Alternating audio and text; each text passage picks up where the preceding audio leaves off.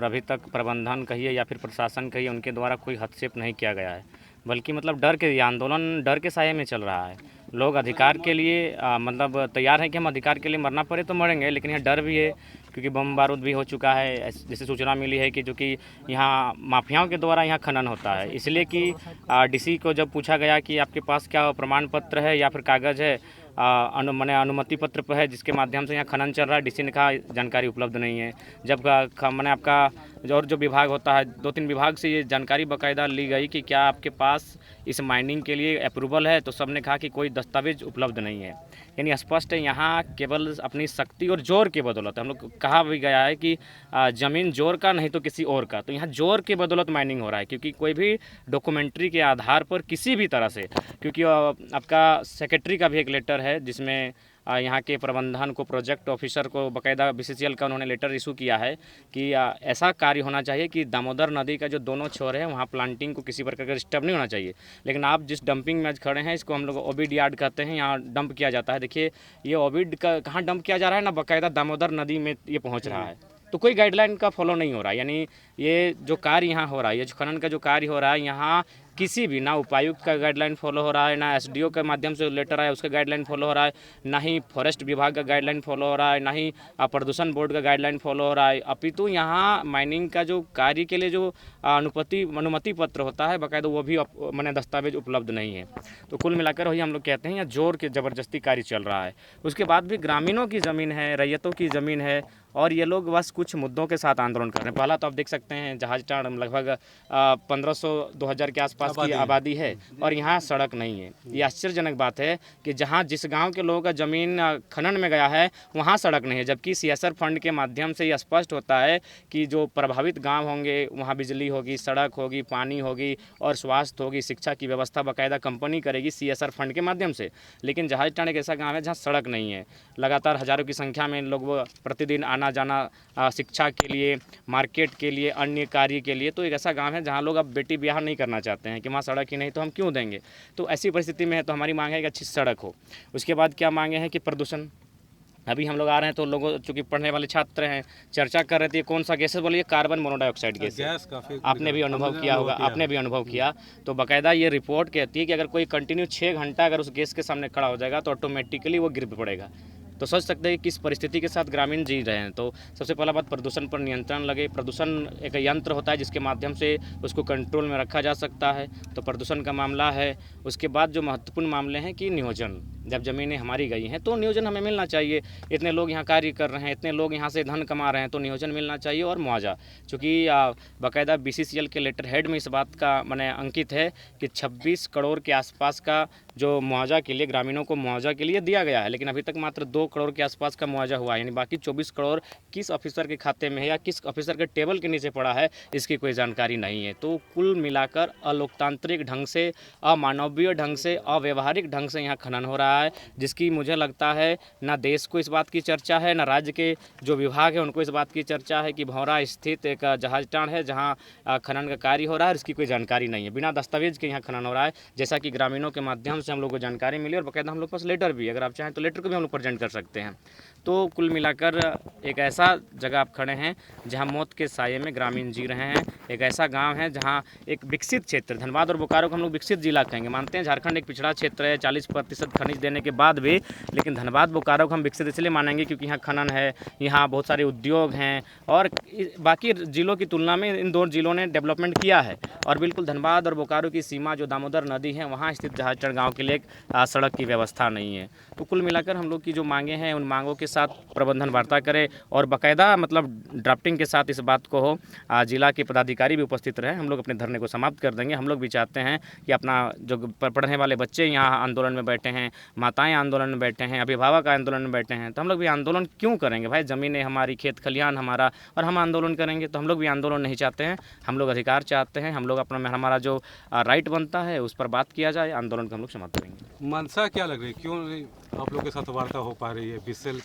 देखिए, जैसा कि अंदर खाने सूचना मिल रही है कि जो लोग इस माइनिंग्स को चला रहे हैं उनका संबंध केंद्र तक है, और वही सही बात है। भले भारत का संविधान कहता है of the people, by the people, for the people, जनता को, जनता के लिए, जनता के द्वारा। लेकिन सच्चाई है आज जिनके पास जोर है, सारी ज़मीनें उनकी, जिनके पास जोर है, खदान उनका। तो सुनने में आया है, चर्चा है कि केंद्र तक इनकी पहुँच है। तो ठीक है, अगर इनकी केंद्र तक पहुँच है तो हमारी पहुँच भारत के लोकतंत्र के चौथे स्तंभ मीडिया तक है। मीडिया के माध्यम से अपनी बातों को रखते हैं कि लोकतांत्रिक देश में किस प्रकार अवहेलना की जा रही है। लोकतांत्रिक व्यवस्था में देखिए, सबसे पहली बात सरदार पटेल ने कहा है कि लोगों की मांगें सही है गलत है। बहुत बड़ी आबादी अगर किसी मांग को मान रही है तो उस पर चर्चा करनी चाहिए, उस पर समीक्षा करनी चाहिए। तो जब इतनी बड़ी आबादी, पूरा गाँव आज धरने पर बैठा है, उसके बावजूद अगर प्रबंधन आके वार्ता नहीं करता है तो ये दुर्भाग्यपूर्ण स्थिति है। और कहीं ना कहीं प्रबंधन भी तमाम गाइडलाइन का अनुपालन नहीं कर रही। इतना बड़ा खदान, इतने गैसेस, या सामने दामोदर नदी, ये घना जंगल, कोई भी गाइडलाइन, ना वन कानून को पालन किया जा रहा है, ना प्रदूषण बोर्ड के जो गाइडलाइन है मानक है उनको अनुपालन किया जा रहा है। बस धड़ल्ले से माइनिंग हो रहा है, बस यहाँ से कोयला निकाला जा रहा है, अरबों की संपत्ति को बेचा जा रहा है। इससे राज्य को भी और देश को भी कोई फ़ायदा नहीं हो रहा है, बस मुट्ठी भर लोगों को फ़ायदा हो रहा है। इसीलिए वे लोग माफिया तबके के लोगों को भी पाल कर रखे हैं ताकि जब भी आंदोलन है तो ग्रामीणों को दबाने में उनका काम आए। तो अब ग्रामीण नहीं दबेंगे। वर्षों बाद ग्रामीण में ये आक्रोश दिखाए, वर्षों बाद ग्रामीण अपने हक अधिकार के लिए लड़ने के लिए तैयारबद्ध दिखे हैं। तो मुझे लगता है कि अब छोटे छोटे बच्चे भी लड़ाकू होने के कगार पर हैं, और होना भी चाहिए। बाप दादा की पुरखों की संपत्ति है, अगर पुरखों की संपत्ति ही नहीं रही तो फिर क्या फ़ायदा। देखिए, कोयलांचल की बात करें, बीसीसीएल अधिकतर जगह कोयले का उत्पादन करते हैं। अमूमन यही समस्या हर जगह देखने को मिलता है। बाकायदा मैं भी इसी बात को बोलता हूँ। कल हम टाटा में बैठे थे तो बुद्धिजीवी वकीलों से भी, कल नहीं सॉरी कुछ दिन पहले हम टाटा में थे, वहाँ बुद्धिजीवी वकीलों से भी बात हो रही थी कि टाटा किस प्रकार यहाँ मैंने लोग दुनिया में उसको नज़र से देखते हैं कि नहीं ये विकास का काम करता है, लेकिन जमशेदपुर अगर आके देखेंगे तो वह किसी भी मानकों पर खरा नहीं उतरता है। बाकायदा जो नदी पर डैम बना है वो डैम किसानों की ज़मीन से बनाया गया है, लेकिन वो पानी जाता है टाटा को। ठीक उसी प्रकार बीसीसीएल की जब हम बात करते हैं तो हमारे जहन में और भी सारी कंपनियाँ आती हैं, जैसे WCL आता है, NCL आता है, MCL आता है, और ये कंपनी बहुत अच्छा काम करती है। बाकायदा टेलीफोन के माध्यम से अब भले हम लोग आयु में कम है, लेकिन अब हमारी बातें UPSC के अधिकारियों तक होती है। खनन के जो निर्देशक होते हैं जो महाराष्ट्र में, उनसे हमारी डायरेक्ट टेलीफोनिक बात होती है। उन्होंने कहा कि यहाँ हम लोग बहुत बेहतर तरीके से, हम बस वहाँ BCCL सेक्टर है, यहाँ WCL है, वेस्टर्न कोलफील्ड लिमिटेड, यहाँ बेहतर काम करती है। हम लोग एक सप्ताह पहले 75 नियुक्ति पत्र बांटे गए रैयतों को, जिनका ज़मीन लिया गया, उनको बहुत तरह की फैसिलिटी दी जाती है और कोई शिकायत नहीं है। तो फिर वही समस्या आज तक हमें समझ में नहीं आई कि वही कंपनियां जब झारखंड में काम करती है, झारखंड में जब कोयला का खनन करती हैं, तो फिर इतनी शिकायतें क्यों। 999 साल का लीज, तो 1952 से लोग धरने पर आज भी बैठे हैं, आज भी हाई कोर्ट में उनका मामला लंबित चल रहा है। ज़मीन आज उनका जबरन अधिग्रहण किया जा रहा है, मनमानी कर रही कि जा जिसको जो बोलना है बोल लो, हम लोग तो मैंने कब्जा तो करेंगे, दिस बेट यहाँ डंप तो करेंगे। तो ये चीज़ें आज तक हमें समझ में नहीं आई कि भाई झारखंड के साथ ये अन्याय क्यों हो रहा है, जबकि झारखंड का इतिहास रहा है कि हमारी लड़ाई ज़मीन बचाने के लिए हुई है। जब अंग्रेज़ पूरे भारत देश में कब्जा कर रहे हैं तो वो झारखंड घुसने से पीछे हट रहे थे कि झारखंड के लोग तीर धनुष के साथ मुकाबला करेंगे। तो कहीं ना कहीं ये थोड़ा सा भय लगता है झारखंड में कि हमारी ज़मीनें, रात को घर में सोएं, सुबह एक योजना आती है और हमारी ज़मीनें हमारे हाथ से छीन जाती है, ना उचित मुआवजा मिल पाता है, ना नियोजन मिल पाता है, और फिर हम बंजारों की तरफ भटकना पड़ता है। वही कहानी आज लगभग 25% झारखंड की है। तो इसीलिए हम चाहते हैं रोकथाम लगे। लोकतंत्र यानी लोगों का देश, जनता का देश, प्रजातंत्र, तो प्रजातंत्र में प्रजा की सुनी जाए, ना कि राजाओं की सुनी जाए। और भारत तभी विश्व गुरु बनेगा जब आम व्यक्ति का उन्नति होगा। हम बार बार इस बात को भी कहते हैं कि अंबानी मैडम की 3 लाख की साड़ी से भारत की उन्नति को नहीं नापा जाए। एक गांव के सबसे गरीब व्यक्ति की जो अर्धांगिनी है, उसके जो गठरी है, उसमें जो पैसा है और उससे बाजार में क्या मूल्य है, उससे भारत की उन्नति को नापा जाए। लेकिन ये लोग चंद मुट्ठी भर अमीरों की तरक्की से राष्ट्र की उन्नति नापते हैं। इसीलिए मुट्ठी भर लोगों का देश बनाना चाहते हैं, माफियाओं का देश बनाना चाहते हैं। आज वो उसी का दुष्परिणाम है कि एक आम व्यक्ति मतलब सड़क पर है हर जगह। ये तो कोई नया नहीं। जो अगर धनबाद में आंदोलन होता तो लोग बोलते चलो धनबाद के लोग कुछ ज़्यादा ही बोल रहे हैं। हर जगह तो आंदोलन हो रहा है, पूरे देश के कोने कोने में आंदोलन हो रहा है। कारण यही है कि जो लोग सत्ता और शक्ति के साथ हैं वे लोग आउट ऑफ कंट्रोल हो चुके हैं, वे खुद डिसिप्लिन मेंटेन नहीं कर रहे हैं। डिसिप्लिन और वस्तु किसी ने कहा है कि ये कानून का डर, ये संविधान का डर केवल आम जनता तक है, किसान मजदूरों तक है, बाकी लोग इस जाले को फाड़ कर निकल जाते हैं। तो वही हाल है। तो फिलहाल हम लोग चाहते हैं कि इंसाफ मिले, ग्रामीणों को इंसाफ मिले, इन्हें हक मिले, जो इनकी मांगे हैं उन पर टेबल टॉक हो, चर्चा हो और उस पर सहमति बने। फिर हम लोग धरने को समाप्त करने की ओर बढ़ेंगे, क्योंकि हम लोग भी देख रहे हैं 7-8 दिन से महिलाएं भी यहीं पर तंबू गाड़ के बैठी हैं, तीनों टाइम का खाना यहीं बनता है बाकायदा। तो ये बड़ा दुर्भाग्य विषय है। देखिए आँख भी हम लोग को मतलब गैस के कारण ख़राब लग रहा है, तो चूँकि इन लोग का आदत है, इन लोग यहाँ रहता है। तो कहीं अफसोस लगता है, जगह जगह पूरे झारखंड में दौरा करते हैं, स्थानीय जहाँ भी जनप्रतिनिधि, चाहे विधायक हो या सांसद हो, नहीं लगता कि उनको भी इस तरह की आवाज़ उठानी चाहिए?